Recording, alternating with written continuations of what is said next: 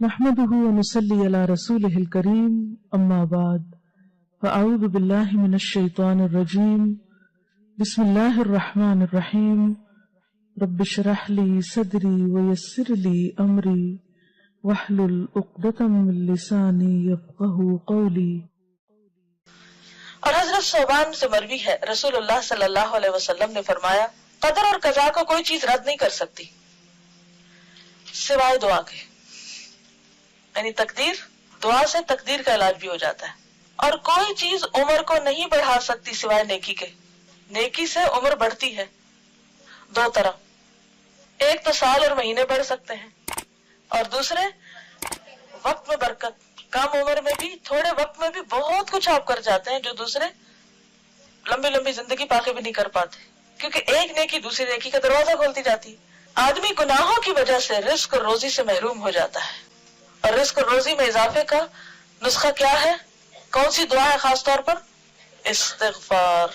سورۃ نوح میں آتا ہے نا فَقُلْتُ اسْتَغْفِرُوا رَبَّكُمْ إِنَّهُ كَانَ غَفَّارًا يُرْسِلِ السَّمَاءَ عَلَيْكُمْ مِدْرَارًا۔ تو بارشیں برسے تو کیا ہوتا ہے پھر؟ خوب رزق میں اضافہ ہوتا ہے، زیادہ چیزیں اگتی ہیں، زیادہ رسیلی ہوتی ہیں، زیادہ فائدہ مند ہوتی ہیں۔ تو یہ کس کی برکت سے ہوتا ہے؟ استغفار۔ کس نے کہا یہ؟ اللہ تعالیٰ نے۔ وَيُمْدِدْكُمْ بِأَمْوَالٍ وَبَنِينَ۔ استغفار کے اور کیا فائدے؟ مال اور بیٹے۔ وَيَجْعَلْ لَكُمْ أَنْهَارًا۔ نہریں اور دریا بہنے لگتے ہیں، آسمان کی بارش آتی ہے اور اس کے بعد زمین پر پانی کی فراوانی ہو جاتی، اور اگر بارش نہ بھی آئے تو زمین پر بھی پانی ہوتا ہے، یعنی رزق میں کمی نہیں آتی پھر۔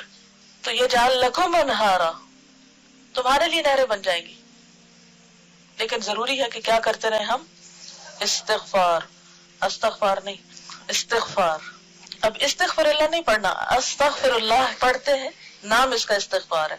آدمی گناہوں کی وجہ سے رزق اور روزی سے محروم ہو جاتا ہے، نعمتوں سے محرومی ہو جاتی ہے۔ گناہ روزی کو تباہ کر دیتا ہے، گناہ روزی کو تباہ کر دیتا ہے۔ لیکن ہم میں سے کتنے ہیں جو اعتراف کریں کہ ہم گناہ گار ہیں؟ لوگوں کے سامنے دہراتے رہتے ہیں، اللہ کے سامنے کم ہی اعتراف کرتے ہیں۔ تو سچے دل سے استغفار کیجئے۔ جزاکم اللہ خیرا۔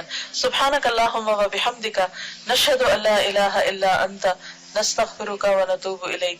السلام علیکم و رحمۃ اللہ وبرکاتہ۔